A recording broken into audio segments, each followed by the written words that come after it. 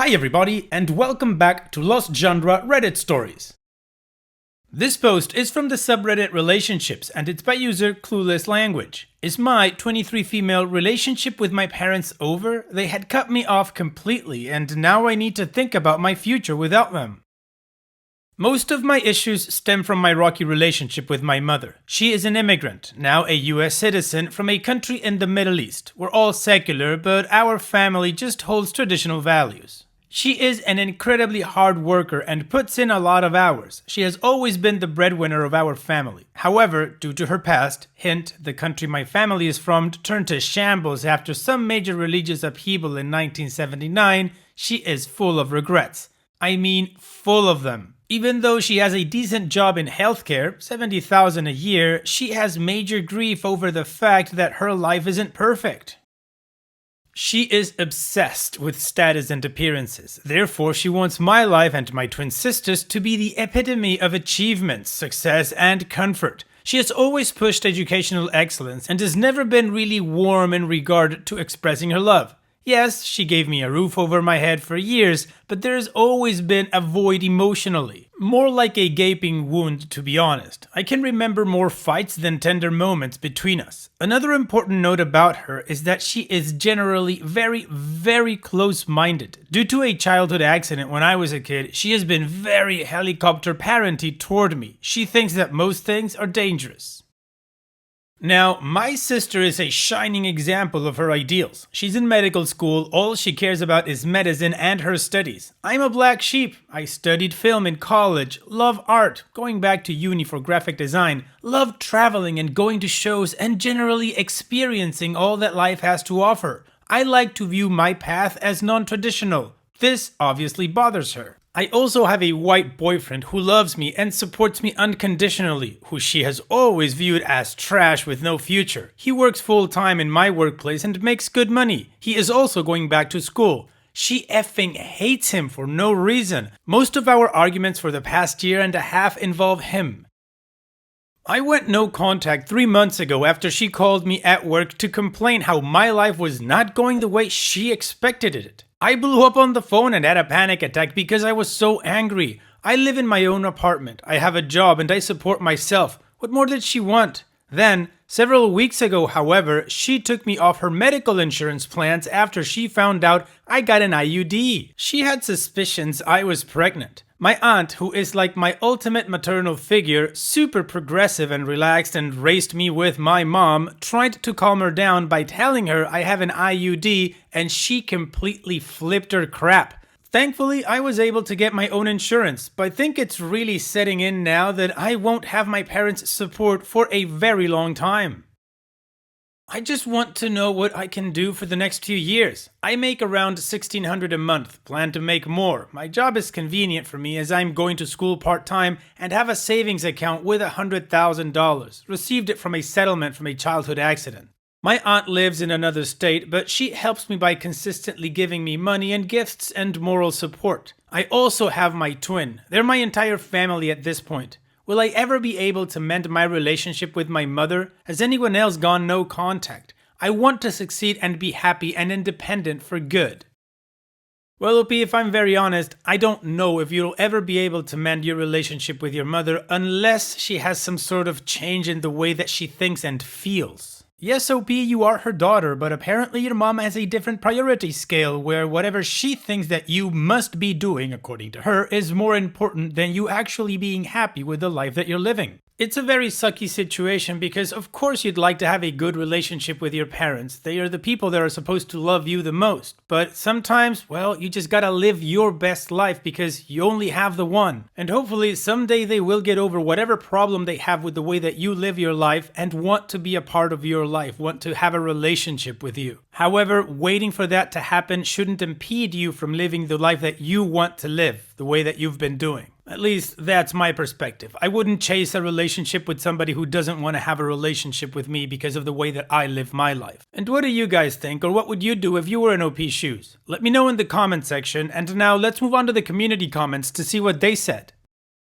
Ms. Mamanda says, it sounds like your mother is very toxic and it might actually make you feel better not to have contact with her. I recommend speaking with a therapist and working on your self-esteem. If you are going back to school, your university should have free healthcare services. This is your time in your life to do what you want and to focus on yourself and your goals, both career and life. It sounds like you are doing very well for yourself and you don't need the drama and anxiety that she causes you. So while she is the one who decided on no contact, this could really benefit you emotionally. I am glad that you have other family members that you can rely on when you need emotional support, but work on building your own family and surrounding yourself with friends who love and support you for who you are, not who they want you to be.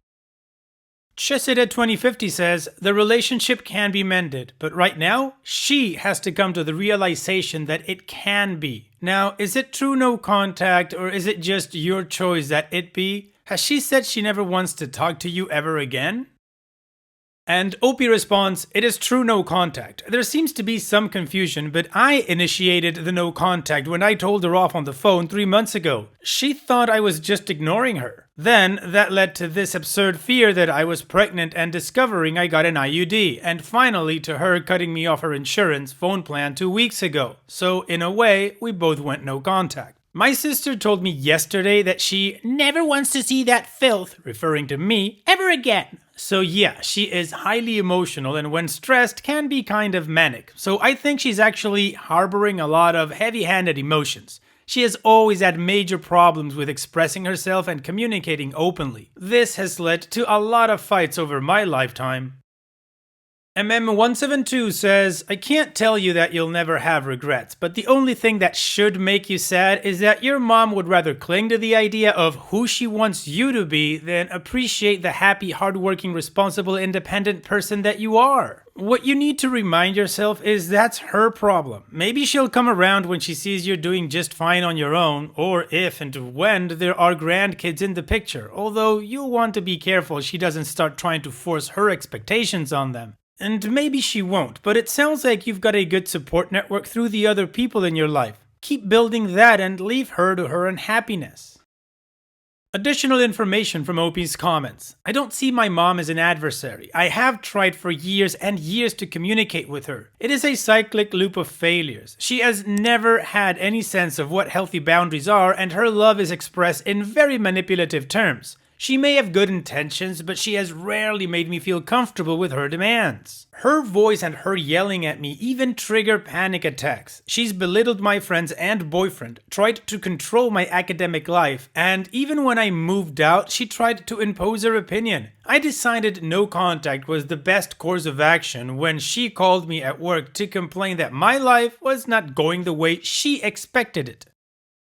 I'm comfortable with my life at the moment. I have a boyfriend who loves me and who I love unconditionally, friends who support me, an aunt who I see as an actual positive maternal figure, my own apartment, and I'm going back to school in 2 weeks for graduate studies in a field I love. I'm simply tired of my mom's consistent boundary crossing and her damage to my self-esteem. I was always second-guessing myself and inflicting doubts on my own relationships when she was in my life. I'm actually living now, and I can't express in words how much this has changed me.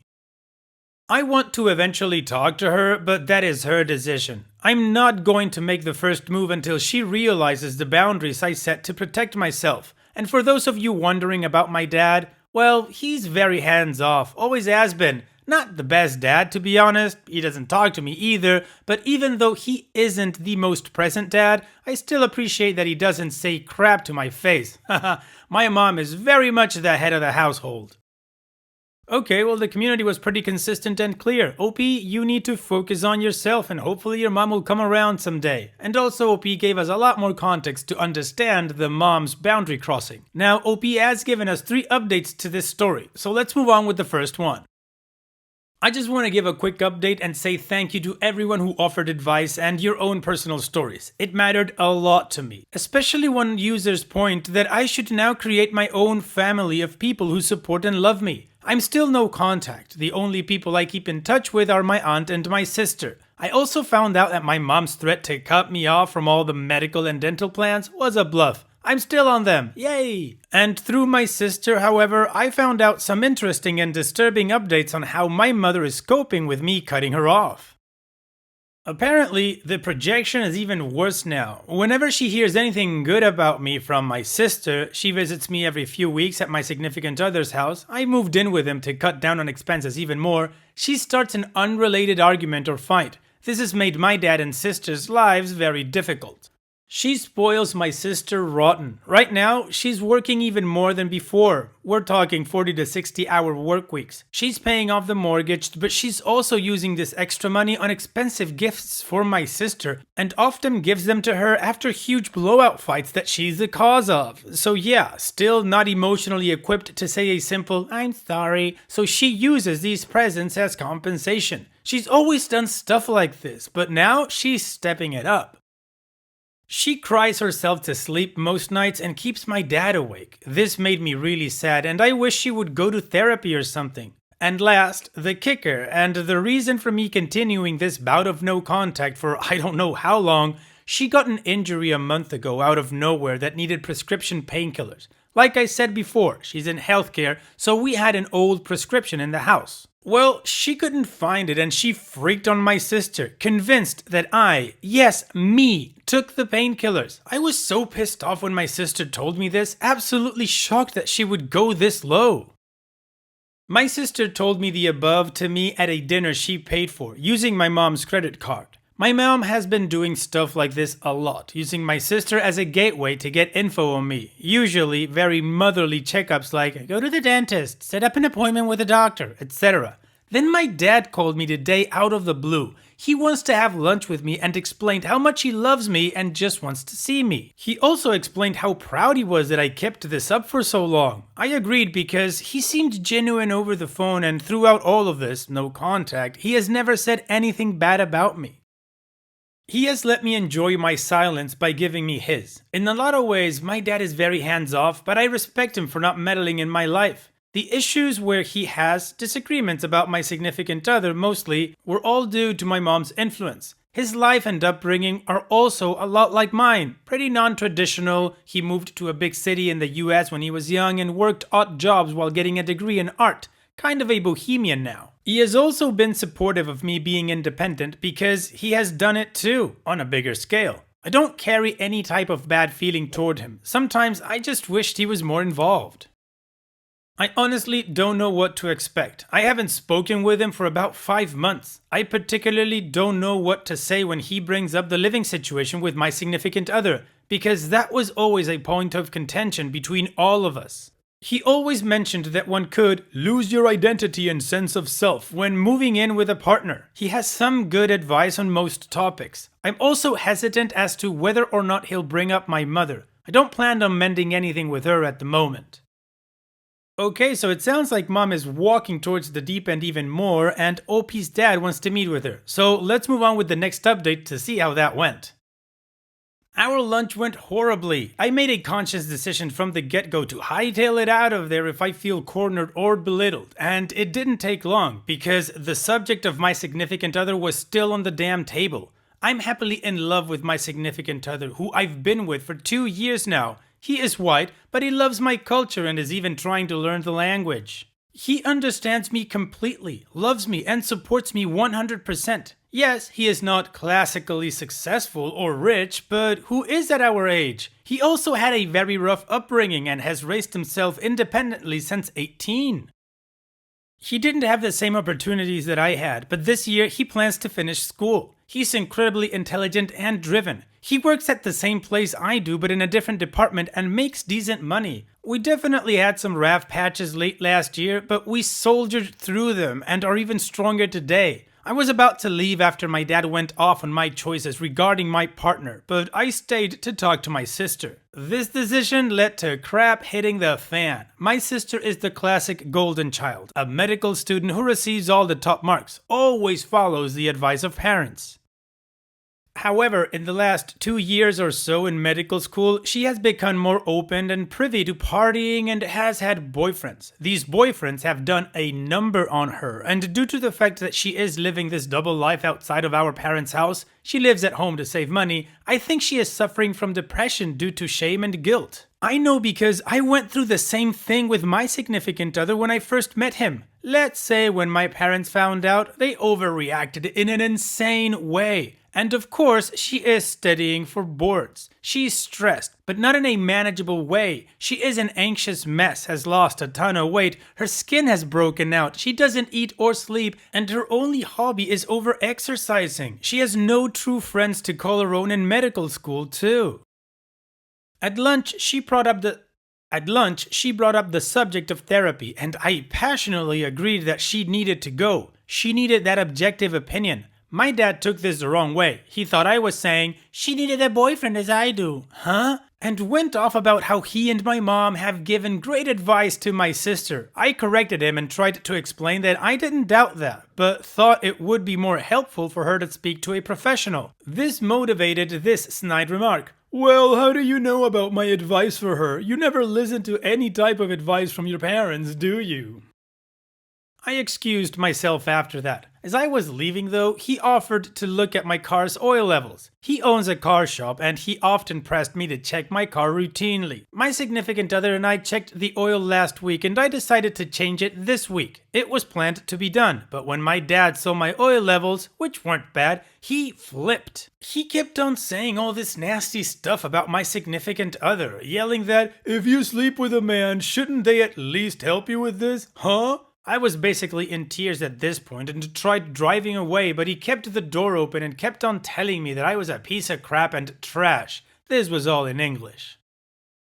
By the time I managed to shut the door, he also threatened to beat up my significant other if he ever saw him in public. All of this has shocked me so much. Why even offer an olive branch? Why didn't he control his anger? My relationship with my significant other has been public knowledge for a long time. I'm not going to leave him just because my parents give me a condescending speech about his lack of future, which infuriates me. They don't even know him. He came to dinner to meet them too, and literally less than 24 hours later, they berated him and my decision to be with him. They are incredibly two-faced, and I thought my dad was the more relaxed one. I'm left disappointed and sad because silly me was optimistic and didn't realize he was a flying monkey. He wasn't even listening to me when I was explaining how happy and relaxed I was since I went no contact. Well, that took a turn for the worst. OP, I think they offered the olive branch to beat the crap out of you with it, cause it sucked what your dad did. Anyways, we have the final update, so let's move on with that to see how this story ends. Well, a surprise to all of us. This week, she surprised me in my office. We work in the same place, different areas and specialties, with lunch. Seeing her after months of no contact was jarring, and honestly, my first instinct was to jump out of my seat and leave. But her gesture meant a lot to me, and we ended up sitting down together to chat. She was really cordial and nice, and let me talk about how well I was doing and seemed proud. She still displayed some hyper-worrywart qualities, as I say, but she's my mom after all. She didn't ask about my significant other though, even though I did mention him several times in conversation, stuff I've been doing. I could tell that she still didn't want to acknowledge him. Now, I'm still tough on boundaries. Texts are short and sweet, and I don't make an effort to reach out to her. I only settle for the other way around. It's a rule simply to protect myself. However, I do want to tell her eventually that I'm moving in with my boyfriend. Even though I have my own apartment, I'm pretty much settled at his place. Rent is cheaper, I love his company. Trust me, we're still smoothing out the rough edges of living together, but now I'm truly happy in this house. And my dog loves the big yard. My apartment is a shoebox. This subject has always been a huge point of contention and led to me going no contact in the first place. My parents just don't respect or even choose to learn more about my significant other. They just see that he doesn't study medicine, is white, and doesn't make the big bucks. They look past the fact that he's incredible to me, is learning our language and culture, and has goals for his future. Now, I wonder if there is any way that my relationship with her can survive with my decision to move in with my significant other. My mind is already set on moving, so I guess I'll have to take it one step at a time. Thanks, Reddit! And that's it. It was a short final update, but OP told us what was going to happen. Her mom and dad are eventually going to have to accept it. OP is going to live her life, and that's it. So congratulations, OP, and all the best in the future to you and your significant other. Thank you for sharing, and take care. Now, let's finish off this video with a quick mood booster, shall we? This post is from the subreddit Malicious Compliance, and it's by user It's Cool, I'm with the band. Oh, you think I'm your personal travel agent? Okay then. So I'm in the military, and we have this system that we use called the Defense Travel System, or DTS, that is used to book our airfare, hotel, rental car, etc. Everyone who travels does their own booking on the system and submits it for approval. My supervisor, who is a brand new 22-year-old second lieutenant, didn't want to learn how to use the system and always made me book her trips for her last minute because I was an administrator. Anyways, no matter how many times I told her she needed to do it herself and showed her how to use the system, she'd always wait until the last minute to get anything done and book her flights. Because of this, I was always having to get on the phone with the commercial travel office to book her flights last minute. Finally, I had enough and figured this girl is never going to do this herself and I will always be stuck taking care of it last minute. So I started booking her trips for her in DTS as she had wanted me to do all along. So I did. I made sure her flight left at the earliest possible time and had the longest layovers available. Seat was the middle seat in the last row for all of her flights. I removed her known traveler number in the system so she wouldn't get pre-check, and I booked her hotel at the lowest cost hotel in the system, so usually a Motel 6 or Howard Johnson, even though Hilton's and Marriott were within the cap, and on occasion I booked a rental car at an off-site location that didn't have a shuttle to it. She'd come back from her trip upset and complaining about how bad it was, how bad the hotel was, her seat on the plane, and how she wasn't pre-check even though she's military. She never figured it out it was me. Well, OP, you did what she asked you to do. It sucks that this didn't motivate her enough to actually want to learn to do it herself, but I guess some people just never learn, do they? Thanks for sharing, OP. And it's that time that we've reached the end of the video. I hope you enjoyed today's stories. I really did enjoy reading them to you. So if you did, then don't be shy and go ahead and give the video a like. And don't forget to subscribe or even share this video with people that you might think will enjoy my storytelling. Also, if you have the time, go down to the video description and check out all the links I have for you, from our Discord community to my channel merch. And finally, I'd like to say thank you for watching. It really means a lot to me that you enjoy my videos. And having said all that, I'll see you guys in the next video.